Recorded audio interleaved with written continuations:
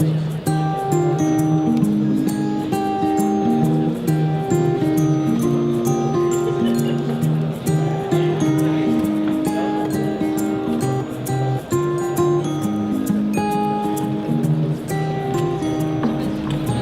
à tous, je suis Romain Buller-Luc, responsable de Dimelo pour la France et l'Allemagne. Je tiens tout d'abord à remercier nos clients, Thomas Rudel d'AXA, Laure Pilert d'Electrodépôt Groupe Boulanger, Nicolas Mouton de SNCF, de venir partager leur expérience sur ces nouveaux canaux digitaux de relations clients, notamment leur expérience sur le messaging. Avant de commencer, j'ai une question pour vous. Qui utilise encore Facebook à titre personnel? Mais qui utilise, hein, pas juste qui est inscrit. Super. Qui utilise Messenger? Un peu plus. Et WhatsApp, qui utilise WhatsApp? Ouais, ok. Là, je savais que j'allais avoir du succès. En fait, vous voyez, hein, on a tous des usages à titre personnel qui sont natifs, j'ai envie de dire. Mais les entreprises ne proposent pas encore forcément ces points de contact pour entrer en relation avec elles. Hein. J'aime bien dire, il y a 20 ans, on faisait tous de l'email, hein, pour ceux qui étaient là il y a 20 ans. Il y a 15 ans, les entreprises ont décidé de faire de la relation client par mail. Et bien du messaging, on en fait tous via SMS, historiquement, via Messenger, via WhatsApp maintenant. Mais encore peu d'entreprises, trop peu j'ai envie de dire, proposent d'interagir avec leurs clients sur ces nouveaux canaux. Et donc, je suis ravi que nos clients qui ont osé tester le messaging avec nous viennent partager cette expérience. Juste avant de leur donner la parole, parce qu'après je ne vais plus parler, ce slide qui vient pas de nous, hein, qui vient d'une société de conseil, mais qui vous représente les points de contact privilégiés de vos clients en fonction de leur tranche d'âge. Donc vous voyez, sur des populations plutôt seniors, à gauche de l'écran, on a encore beaucoup sur de la voix, sur de l'email, mais plus on va vers la génération Y, hein, génération Z, plus on est sur des points de contact que je vais appeler asynchrone rapide ou fast asynchrone. Vous voyez, tout ce qui est en jaune, hein, le SMS, le messaging, et tout ce qui est orange, les réseaux sociaux, finalement, ce sont des canaux qui sont asynchrones. Alors, on va dire l'email est asynchrone, mais j'attends une réponse rapide, fast. Hein. Et c'est pour ça que je parle de canaux de communication fast asynchrone. Et vous, si vous n'êtes pas sur cette partie jaune, si vous n'êtes pas sur cette partie orange, finalement, vous vous coupez d'une grosse partie des points de contact sur lesquels vos clients, vos prospects souhaitent vous joindre. Bon, je crois que vous avez compris dans mon discours, hein, on est convaincu chez Dimelo que le messaging est l'avenir de la relation client digitale. Pourquoi? On a tous des modes de vie fast asynchrones. Des fois c'est plus facile, et c'est même souvent plus facile de se mettre un SMS, de se mettre un WhatsApp, un Messenger, que de s'appeler, parce qu'on n'est pas forcément disponible.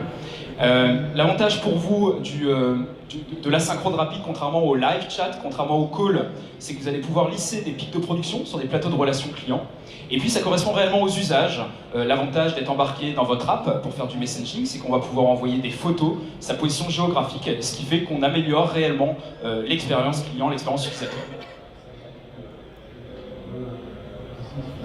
Juste Dimelo pour dire qui on est éditeur logiciel en mode SaaS. On est une solution pour grands comptes et ETI. On est éditeur français, on a des bureaux en Allemagne et on est actuellement dans 18 pays. Dimelo, c'est quoi? C'est une plateforme de gestion des interactions clients, quel que soit le canal. Donc en fait, quel que soit le canal, on va pouvoir catégoriser automatiquement les messages, le router au conseiller en fonction de sa compétence. D'accord? Et donc on a tous les canaux de la relation client, hein, tous les canaux de la relation client sauf le call. Donc tout ce qui est digital, les réseaux sociaux, Messenger, WeChat, Facebook, YouTube, Instagram, etc. Une solution de web chat, une solution de messaging in-app, on va y revenir, avec SNCF, Electrodépôt, du mail bien entendu, et une brique FAQ, forum, plateforme communautaire. Juste ce slide pour vous dire qu'on est multisectoriel, on est né des télécoms, on travaille beaucoup avec les banquiers assureurs, historiquement avec la SNCF, beaucoup, de plus en plus la distribution et l'énergie. Maintenant, la parole à nos clients, je pense qu'ils ont beaucoup de choses à nous raconter. Ça fait un an, même plus d'un an, je te regarde Thomas, qu'on teste du Messenger, notamment avec toi. Ça fait 9 mois maintenant qu'on teste avec Electrodépôt du messaging, et ça fait 6 mois qu'on teste aussi du messaging avec Nicolas. Thomas, tu peux prendre le micro, je te laisse te présenter. Thomas Rudel, je suis responsable du social media chez AXA dans la filiale française, AXA France. Alors, historiquement, le social media pour AXA, ça a été au départ, faire de la pub sur les réseaux sociaux, faire de la pub sur ce carrefour d'audience. Et assez vite, quand on fait de la pub sur les réseaux sociaux, la différence des autres canaux, c'est que les clients peuvent nous remonter des mécontentements, des insatisfactions. Et du coup, la problématique de la pub et de la relation client, elle s'est immédiatement trouvée liée. D'où ma présence aujourd'hui, c'est vraiment de vous dire que la pub c'est bien, la relation client c'est important. Et en fait, on vit dans un monde avec le social media où on fait les deux. On fera toujours plus de pubs, on y mettra toujours plus d'argent et il y aura toujours des clients, de moins en moins on l'espère, mais insatisfaits ou qui ont des questions sur la pub ou qui veulent en savoir plus auxquelles il faudra répondre. En tout cas, ça fait partie des enjeux de mon métier aujourd'hui chez AXA. Laure, à ton micro. Bonjour, Laure Piliard, donc je suis responsable du service client chez Electrodépôt. Electrodépôt, nous sommes la filiale low cost du groupe HTM, les magasins boulangers. Et pour nous, vous allez voir, le messaging, en fait, ça a été une réelle réponse pour intégrer la relation client avec nos magasins. Parce qu'on parle beaucoup de cross-canal, de click and collect, mais à la base, nous, notre métier, c'est le commerce en magasin. Donc comment faire, je dirais, vivre tous ces nouveaux médias ensemble.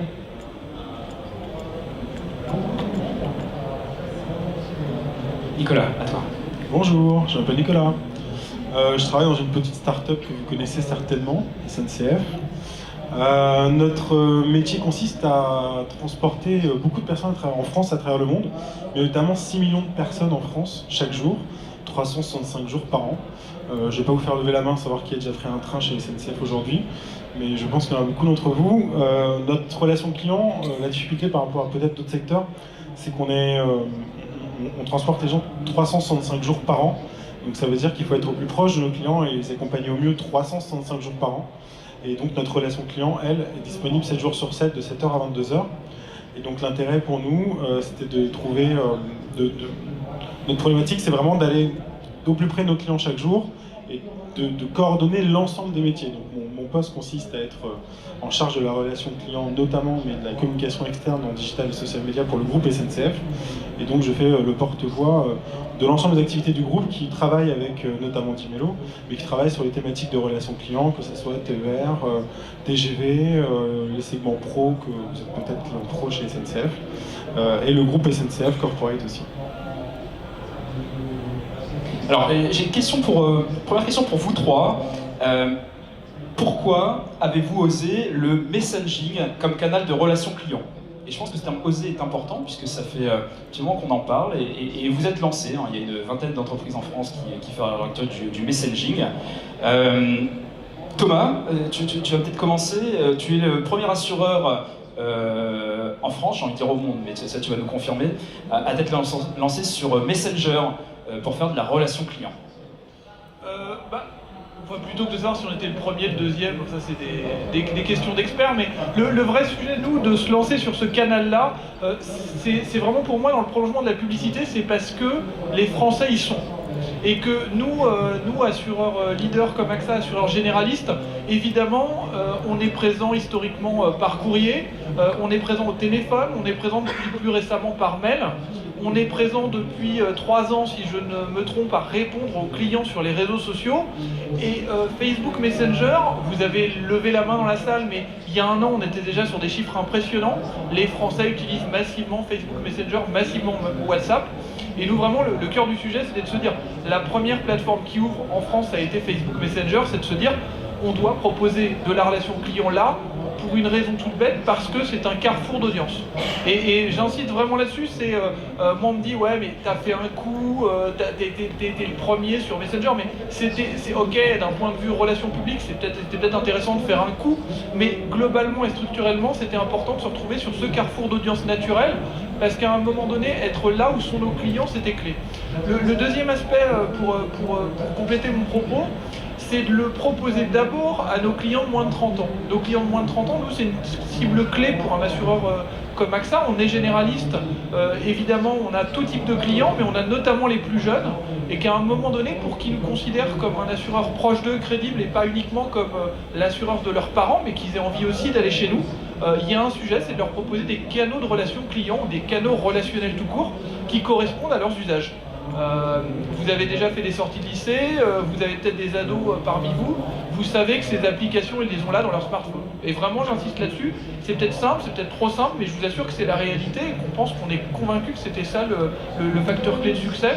Et plus globalement, pas se poser les mauvaises questions, c'est un carrefour d'audience clé, mes clients s'y trouvent, parce qu'en France, c'est Facebook Messenger, il faut que j'y sois. Moi, je retiens la phrase être là où sont vos clients. Nicolas, SNCF, on est en situation de mobilité par définition. Pourquoi as-tu osé le messaging? Oui, j'ai osé le messaging. J'aime bien, j'ai l'impression d'être en confidence avec dans un groupe de parole. En fait, le constat, c'est déjà que chaque jour, on a près de 5000 mentions directes ou indirectes de SNCF sur les réseaux sociaux. Partons de ce constat, il faut qu'on soit fort en relation client digitale, il faut qu'on soit en capacité d'accompagner chacun de nos clients en social media. Et comme tu le disais, Romain, le messaging, c'était une preuve de plus d'être en capacité de répondre à nos clients en situation de mobilité. Il y a une équipe chez nous, une équipe TGV, et là, l'équipe TGV, TGV Pro, qui s'est dit, nous, on a envie d'offrir une expérience, on a un segment qui est les clients pro et qui est encore plus exigeant en termes de qualité de service que l'ensemble de nos clients, avec des besoins très spécifiques. On a une application dédiée qui s'appelle TGV Pro et on aimerait y mettre du chat, enfin du messaging. Et pourquoi, comme chez AXA, c'est un peu la même chose, hein, c'est que pour nous, comme Thomas, on a des usages, on constate simplement l'évolution des usages de nos clients, et donc c'est important pour l'équipe TGV d'aller répondre à ces usages-là en termes de messaging. Et donc pour répondre à ce besoin de l'équipe TGV, dans la plateforme Timelo, c'est vrai que c'est assez simple de pouvoir déployer messaging. On a mis en place ce messaging pour pouvoir couconner vraiment ce segment important pour nous qui sont les pros avec leurs besoins spécifiques. Et toi Laure, alors tu as un réseau de distribution, de magasins, vous avez un site web, tu as parlé beaucoup de cross-canal. Et pourquoi as-tu osé le messaging? Alors, en fait, ça nous est apparu comme le canal le plus naturel parce que chez Electrodépôt, en tant que discounter, on ne fait pas de marketing, on ne fait pas de service. Quand vous rentrez dans nos magasins, c'est sobre, le client vient chez nous pour le prix et en général, les clients, quand ils rentrent chez nous, ils viennent avec leur smartphone dans la main. Donc comme ils viennent avec leur smartphone dans la main parce qu'on n'a pas des super rayons avec des étiquettes prix super détaillées, qu'on n'a pas des vendeurs sur place, mais plutôt des équipiers, les clients se posent des questions. Et donc on s'est dit, eh bien on va leur mettre la relation client dans la main, puisqu'ils sont là avec leur smartphone, qu'ils consultent notre appli et qu'ils sont physiquement dans nos magasins. Ce qui serait intéressant, c'est qu'ils puissent aussi questionner à distance questionner à distance le stock, questionner à distance la fiche produit, visualiser à distance la vidéo de démonstration. Quand on fait un achat chez nous en électroménager ou multimédia, c'est pas un petit budget en général, mais quand vous allez venir dans nos dépôts, si vous questionnez nos vendeurs, ils sont pas formés, ils sont pas non plus animés à la vente. Donc il faut bien quelque part que le client trouve des repères et puisse aussi poser ses questions. Donc sur l'appli mobile, on a mis une petite bulle, un SMS, enfin le messaging, qui en fait nous permet de dialoguer en direct avec le siège, de poser des questions et de finaliser la vente directement dans le magasin. Et c'est vrai que pour nous, c'est vraiment, le messaging est venu renforcer, si vous préférez, la relation client dans les magasins. Et quelque part maintenant, la relation client et les magasins, c'est l'affaire de tous. On a souvent tendance à dire il y a le web, il y a le mobile, il y a les magasins. Comment faire fonctionner tout ça? C'est compliqué. Et Au tout début, on avait parfois les gens des magasins qui nous disaient « Mais qu'est-ce que vous dites au siège là-bas? Vous racontez des choses que nous, on ne fait pas dans nos magasins. » Et à l'inverse, on avait nos conseillers qui étaient en charge de répondre aux mails ou aux appels des clients et qui disaient « Oui, mais moi, monsieur le client, je ne peux pas vous dire, je ne suis pas physiquement dans le magasin. » Et en fait, avec le messaging, on est venu rapprocher tout ça, si vous préférez. C'est pour ça que pour nous, c'était vraiment quelque chose de naturel et aussi pour nos clients, si vous venez chez nous, c'est pour le prix.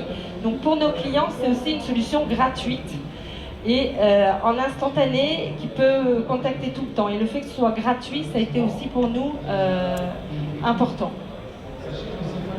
Oui, donc les usages naissent, hein, ce que je retiens, mais ils sont déjà existants. On n'aurait pas cru Laure quand on en parlait il y a un an, enfin ouais, cet usage en magasin, je trouve ça assez exceptionnel, hein. Finalement. On avait pensé prendre une photo, mon collier est cassé parce que j'ai commandé sur internet. Là non, ils l'utilisent dans le magasin. Donc finalement les clients vont encore plus loin avec cette feature, cette fonctionnalité que ce qu'on aurait pu imaginer. On va dire l'important c'est d'apprendre ensemble, hein. Justement, comment s'est passée la mise en œuvre? Parce que tout ça c'est récent, mais quand vous en parlez on a l'impression que c'est déjà longtemps que vous faites du messaging. Laure, chez Electrodépôt, comment vous avez mis en œuvre? On a démarré en mode POC, hein, Proof of Concept, c'est-à-dire qu'on voulait s'assurer que la solution d'abord allait intéresser nos clients, parce que bon, on sait tous que c'est coûteux en général, les solutions de service client. Donc on a décidé de démarrer un test. On a vu que ça a tout de suite pris très rapidement. Et du coup on s'est dit on va continuer, on va apprendre tout doucement avec Dimelo et avec les équipes. Alors la solution elle est très facile à mettre en œuvre. Le conseiller prend très rapidement l'outil en main parce qu'il est habitué, c'est du SMS, ça va vite. Par contre, ce qui a été troublant au démarrage, ce sont les questions de nos clients, parce que quelque part, ils s'adressent à nous en SMS, donc le ton change complètement, c'est très direct, et ils imaginent réellement que vous êtes dans le magasin, puisque nous avions les questions lave-linge, point d'interrogation. Donc, on comprenait, est-ce que le lave-linge est disponible, par exemple, dans le magasin de Villeparisis? Et donc, les conseillers ont dû se créer une petite bible aussi de réponses toutes faites, pour justement terminer la question du client. Parce que quand vous êtes en SMS, en tant que consommateur, vous imaginez vraiment qu'au bout, vous avez quelqu'un qui est là, à côté de vous, à côté du lave-linge, qui va pouvoir vous donner le stock, limite vous envoyer une photo. Donc voilà comment on a appris petit à petit peu au contact de nos clients à mettre en place la solution. Et ça change complètement la vision du conseiller parce que quelque part il est engagé dans sa réponse, parce que s'il écrit que le produit X est disponible dans le magasin Y et que le client est physiquement dans le magasin et que le produit n'est pas là, vous imaginez ce que ça peut donner. Donc c'est vrai qu'en termes d'engagement, le conseiller aussi a vraiment l'impression d'être utile dans les réponses qu'il apporte. Et toi Nicolas, SNCF c'est une grande maison, une start-up hein, comme tu préfères. Je sais que tu as mis en place la Social Room, ta start-up à toi. Mais comment s'est passée la mise en place du messaging l'année dernière? Alors, la problématique chez nous, par rapport à Laure et ses points de vente, nous, notre problématique, c'est qu'on doit être en capacité d'apporter sur un seul, on appelle ça un effet guichet unique. Ça veut dire que peu importe votre question, vous adressez une demande à SNCF, soit sur Twitter, soit en digital au sens large, sur le point de contact, vous adressez une demande à SNCF, et derrière, les métiers de la relation client, les métiers de l'infotrafic, les métiers de la maison vont derrière pouvoir répondre aux clients directement. C'est-à-dire notre problématique, c'est comment est-ce qu'on met toutes les compétences de la maison dans une seule chambre en fait pour répondre aux clients. Et sur le chat, on s'est trouvé avec la même problématique. C'est-à-dire qu'on a des clients pros hyper exigeants avec des problématiques qui peuvent être de à quelle heure arrive mon train, comment est-ce que je change mon billet, où est-ce que, à combien, est-ce que j'ai perdu ma carte, est-ce que vous pouvez me la renvoyer. Des problématiques qui sont très diverses. Grâce à Dimelo, en fait, on a tous ces métiers-là et toutes ces compétences qui sont sur le même outil, et donc les agents vont derrière pour réassigner les messages directement au bon expert de la maison. Ce qui fait qu'on arrive avec des statistiques. Déjà, la complexité de mise en œuvre, elle n'existe pas. puisqu'on a réussi à intégrer le SDK dans l'application TGV Pro de manière assez simple. Et derrière, sur les qualités de traitement, on a des temps de réponse qui sont divisés par 2 par rapport aux autres canaux. C'est-à-dire qu'on arrive sur du 22 minutes en moyenne en temps de première réponse, quand on est sur 1 heure en moyenne sur l'ensemble des canaux. Parce que déjà le format chat permet d'être dans une conversation beaucoup plus rapide, et en plus parce que, encore une fois, on a tous les experts autour de la table via notre site de relation client unique. Alors toi Thomas, tu t'es lancé sur Messenger, hein. C'était pas du messaging in-app. Laure, Nicolas, c'était du messaging in-app, hein, dans leur application mobile.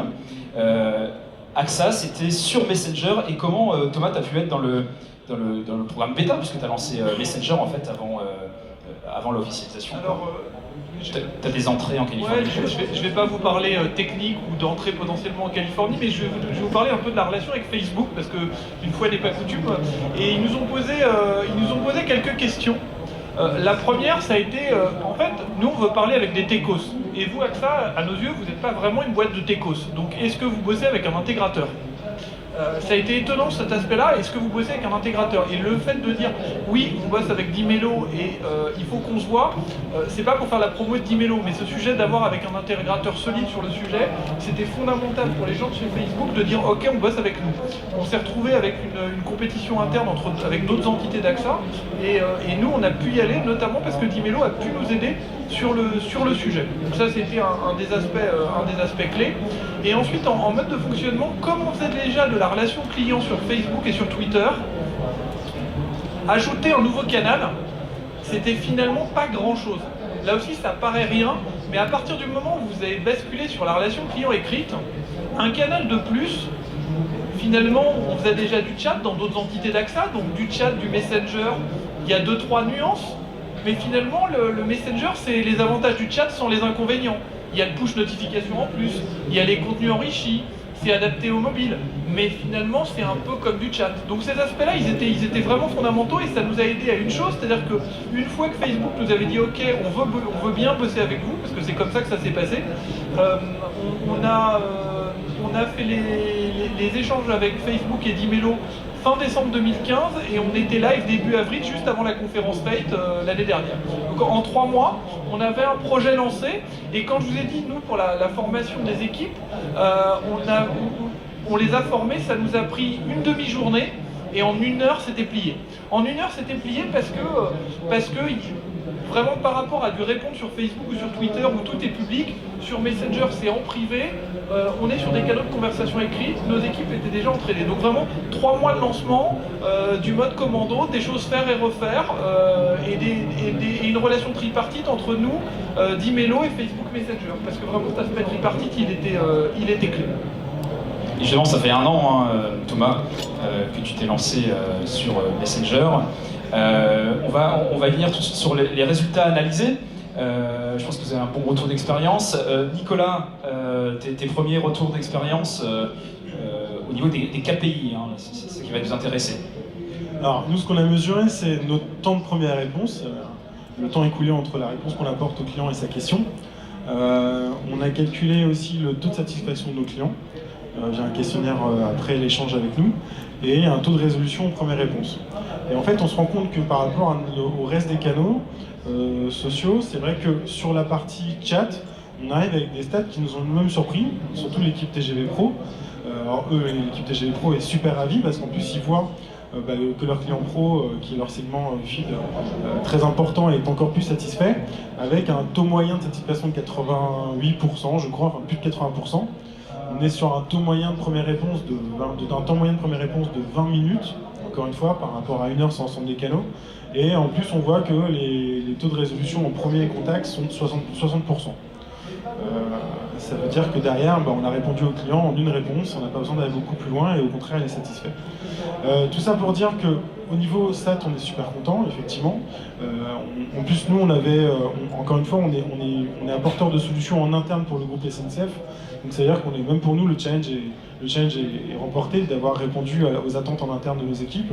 Mais derrière, même quand on interroge les les agents et les conseillers qui répondent. Ils nous disent que par rapport à Twitter et à Facebook par exemple ou au forum, bah là avec ce canal fast asynchrone, c'est pour ça que tu l'appelles ça Romain, ou asynchrone rapide, fast asynchrone ou asynchrone rapide, voilà. Et ben en fait on se rend compte qu'on a vraiment réhumanisé la relation client par rapport à Twitter ou Facebook. Là on arrive parce que c'est comme effectivement c'est du chat, c'est interactif, c'est bonjour j'ai une question et le client lui-même est surpris d'avoir la réponse tout de suite et qu'il voit le conseiller en train de répondre. Et donc finalement on a réussi à réhumaniser cette relation client et ça aussi c'est important dans un monde digital de plus en plus froid. Voilà. Et toi Thomas, chez AXA, tes retours alors, au bout de 12 mois? Peut-être l'expliquer aussi, on a aussi fonctionné en mode bêta, c'est-à-dire qu'on l'a d'abord proposé qu'à nos jeunes clients de moins de 30 ans, parce que c'était dans leurs usages et parce que c'était dans leurs habitudes, et parce qu'on n'avait pas non plus envie de prendre tous les risques. À un moment donné, on est une grosse maison, on est une grosse machine. L'idée c'était de se tester sur ce segment des clients de moins de 30 ans chez nous. En quelques mois, sans en faire de pub, un peu de RP, oui, on a fait un communiqué de presse, on a eu quelques articles, mais on n'a pas fait de campagne de pub. Facebook Messenger, ça a représenté un tiers de toute la relation client sociale. Donc entre Facebook, Twitter, Facebook Messenger, sur une petite partie du site AXA, d'emblée, 30% des demandes. Aujourd'hui, le trafic a continué à croître. On l'a étendu sur notre site principal, sur un certain nombre de points de contact. Aujourd'hui, c'est plus de 50% de la relation client sociale qui est générée par Facebook Messenger. Ce n'est que de la craie mentale. On me dit Twitter s'est effondré. Non, en nombre, Twitter s'est pas effondré, Facebook s'est pas effondré. C'est juste parce que il y a un temps de réponse qui est plus adapté, parce que c'est dans les usages. Je ne saurais pas tout expliquer, tout définir, mais ce qu'on constate, c'est que le succès ne diminue pas, ça continue à fonctionner. Ce qui nous a peut-être aidé sur ce succès, c'est que on a priorisé Facebook Messenger. Parce qu'on voyait des usages chez nos compatriotes à utiliser massivement Facebook Messenger et à attendre de leurs amis des réponses immédiates, on s'est dit, ça veut dire que nous, en relation client, on doit dire sur Messenger, ça doit être la priorité par rapport à Facebook et à Twitter. Et aujourd'hui, on a un temps moyen de réponse qui est à 3 minutes 40, alors c'est entre 3 et 5 minutes, heures ouvrées évidemment. On ne répond pas tout le temps, on répond du lundi au vendredi de 9h à 18h et le samedi de 9h à 16h. Et en revanche, ce que nous permet le Messenger, c'est que la personne elle va mettre un message ce soir à 23h, nos équipes elles vont lui répondre demain à 9h, push notification. Ça paraît bête, mais du coup le côté, on n'est pas ouvert 24/7. Pour le client, il pose sa question quand il veut, il a la réponse quand nous on peut, et ça nous semble assez satisfaisant comme mode de fonctionnement. Le point de contact, on l'a mis où aujourd'hui? On a un bouton qui ressemble à un bouton de chat sur notre site internet pour les moins de 30 ans. Il est en point de contact sur notre site web principal.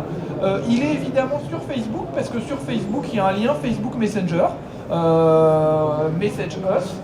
Et on a testé aussi des formats publicitaires où vous faites une pub sur Facebook avec le ciblage classique, et pour en savoir plus, les gens cliquent et ils sont rebalancés sur Facebook Messenger. C'est aujourd'hui les usages qu'on fait et qu'on voit. Donc voilà, pour résumer, en moins d'un an, avec un trafic qui augmente mois après mois, on est à plus de 50% de la relation client sociale sur Facebook Messenger. Je préfère aussi pas susciter de fantasmes inutiles. Non, par rapport au téléphone ou au mail, c'est pas des usages fondamentaux, c'est pas des usages gigantesques, mais nous le sujet est pas là. Le sujet est, on a une partie de nos clients qui veulent du téléphone, on a une partie de nos clients qui veulent du Messenger ou d'autres du mail. À nous de leur proposer, parce qu'on est un acteur généraliste. À un moment donné, c'est cet usage-là qui est clé. Ce qui en revanche a été très intéressant, c'est de constater que même chez des populations moins jeunes, Messenger, tout le monde l'utilise. Vous avez tous levé la main dans cette salle. Ça veut dire qu'on est sur un usage mainstream grand public aujourd'hui, et là-dessus, c'est vraiment fondamental. Ce que je dis, c'est vraiment laisser la possibilité à vos clients, à vos prospects, de choisir le canal par lequel ils souhaitent vous contacter. Electrodépôt, Laure, donc vous êtes sur tous les canaux, hein, du mail, du chat, du messaging, les réseaux sociaux. Le messaging, pour toi, par rapport aux autres canaux? Ça nous a évidemment fait gagner en productivité. L'objectif, nous, en revanche, c'était de diminuer les appels, parce que avoir des appels sans valeur ajoutée pour vous demander si votre dépôt est ouvert, vous imaginez bien que pour un low coster, c'est 0 €. Hein. Donc nous, ça ne nous intéresse pas, on n'a pas peur de le dire. Donc du coup, c'est vrai qu'avec le text messaging, déjà, nos conseillers ont pu gérer 4 conversations en simultané au lieu d'un appel. ma relation client est 100% sous-traitée, donc moi je n'ai pas les moyens de m'offrir un superbe PABX, etc. Donc c'est pour nous beaucoup trop coûteux. Et du coup, ça nous a bien évidemment fait faire des économies, augmenter notre productivité. En termes de satisfaction client aussi, on pousse à chaud derrière un questionnaire et le conseiller est ravi de voir qu'à l'issue de son échange, le client se fait un selfie avec son produit dans les mains et ensuite va poster ce selfie sur notre site en disant voilà ce que j'ai acheté chez Electrodépôt, où il le reprend via les avis clients. Donc il y a aussi une satisfaction quelque part d'avoir bien fait les choses. Et puis aussi ça nous apporte beaucoup sur la connaissance CRM de nos clients, dans toute la récolte des données, parce que dès l'instant où il utilise notre bulle, s'il se connecte via son compte aussi Facebook Messenger sur le site, on récupère son profil, on sait s'il vient d'un Android ou de son concurrent. Voilà, tout à fait. Donc on sait vraiment d'où il vient, on sait ce qu'il consomme, comment il l'utilise, et du coup ça nous permet aussi d'enrichir notre base de données. Donc 1 an de retour d'expérience, grosso modo pour chacun d'entre vous. Et maintenant, comment on se projette dans l'avenir? Quelles sont les prochaines étapes? Alors on parle beaucoup de bots, juste on ne fait pas de bots sans messaging, parce qu'un bot quand il ne sait pas répondre, il faut bien qu'un conseiller humain reprenne la main. Mais pour vous c'est pas que le bot, donc on va aussi démystifier la suite. Pour toi Thomas, c'est quoi le coup d'après? Alors, évidemment, je vous mentirais si je vous disais on réfléchit pas aux bots et si tout le monde réfléchit aux bots, c'est pas la question. Mais nous, c'était vraiment le sujet principal et le sujet de départ qui était structurant, c'est de se dire, on pense que dans nos métiers, comme ceux de l'assurance et des produits financiers, d'épargne, de la protection, on est sur des sujets sensibles. Et en première intention, c'était extrêmement important d'avoir de l'humain et de mettre de l'humain au cœur de la relation. Et donc du coup, de se dire, on va d'abord apprendre en mettant nos équipes derrière qui vont répondre. Donc l'automatisation, nous évidemment, on y pense. Oui, on la creuse. Un des points structurants, parce que je ne vais pas pouvoir tout vous dévoiler là, mais un des points structurants, c'est qu'on veut qu'à tout moment, s'il y a une interaction avec un automate et que notre client il est insatisfait ou notre prospect il est insatisfait, on repasse à un humain. Et on veut qu'à tout moment le client puisse se dire ok, moi là ça ne va pas, la réponse elle n'est pas claire, je vois que c'est un robot, je veux parler à quelqu'un. Et donc cet aspect, faire le pont entre automatisation et humain, il est extrêmement important, avec ensuite un focus de se dire, on n'a rien contre l'automatisation, on pense que pour des choses toutes bêtes, je repense à ce que vient de dire Laure sur les horaires d'ouverture. Les horaires d'ouverture, ça s'automatise. On a les mêmes problématiques sur nos agences, les horaires c'est toujours les mêmes, et ça on se dit qu'on est tout à fait sur des choses simples, sur lesquelles il n'y a pas de valeur ajoutée. En revanche, on pense qu'il y a d'autres problématiques sur lesquelles il y a besoin de valeur ajoutée. On a besoin de parler à un humain. Et c'est cette dissociation-là qu'on fait. Donc oui, on réfléchit à des bots et à des automatisations, mais dans un cadre global et le plus sans couture pour l'utilisateur, sur certaines verticales métiers où ce qu'on peut automatiser, on l'automatisera, soit sur des verticales métiers, soit sur des parties. Je pense à l'identification, je pense à des infos basiques de type horaire, heure d'ouverture ou des process simplifiés. L'idée c'est vraiment process à valeur, process à moindre valeur et la possibilité que les deux soient pas séparés. Il n'y a pas d'un côté des robots, de l'autre côté des humains. On est sur vraiment une problématique d'intelligence augmentée. Comment est-ce qu'on rend nos conseillers meilleurs grâce à une couche d'intelligence artificielle, une couche d'automatisation, le cas échéant. Il y a beaucoup d'humains dans ce que vous dites, on parle beaucoup de techno, il y a beaucoup d'humains. Laure, chez Electrodépôt, la suite. Alors, nous, on l'envisage plus au niveau du service après-vente, parce que quand vous achetez un produit, vous arrivez chez vous, vous dites bon comment je fais pour l'installer. Donc avant même de passer au service après-vente, on peut vous montrer une petite démo, comment retirer les deux vis. Je vais encore revenir sur mon lave-linge, je suis désolée, mais dans le transport, le lave-linge ça bouge, donc on visse le tambour pour que nos clients ne puissent pas, pour que au moins tout reste en place. Mais quand vous arrivez chez vous, il faut retirer les vis, parce que sinon votre machine à laver va bouger. Ben, vous voyez, toutes ces petites astuces-là, avec le messaging, c'est pareil, vous êtes devant votre lave-linge, et ben vous photographiez l'erreur, ou vous montrez exactement comment est passé le tuyau entre le lave-vaisselle et l'arrivée d'eau. d'eau. Et tout ça, ça va faciliter quelque part l'intervention des techniciens qu'on pourrait envoyer sur place pour faire une réparation. Et encore une fois, vous l'aurez compris, le fait de faciliter l'intervention, c'est beaucoup moins coûteux, et comme on ne veut pas faire payer tout ça aux clients, quelque part, payer une intervention, c'est un déplacement kilométrique, tout ça, au bout du compte, c'est aussi le client qui en profite. J'entends une meilleure expérience client aussi, avec l'enseigne. Nicolas, chez SNCF, la suite, c'est quoi pour toi?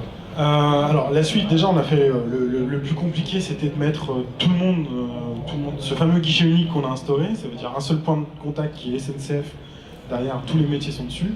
Après je rejoins Thomas forcément sur l'automatisation, le but c'est de pouvoir faire une automatisation qu'on veut intelligente. J'aime beaucoup la notion de, comment t'as appelé ça, automatisation augmentée, intelligence, c'était très joli, j'aime beaucoup.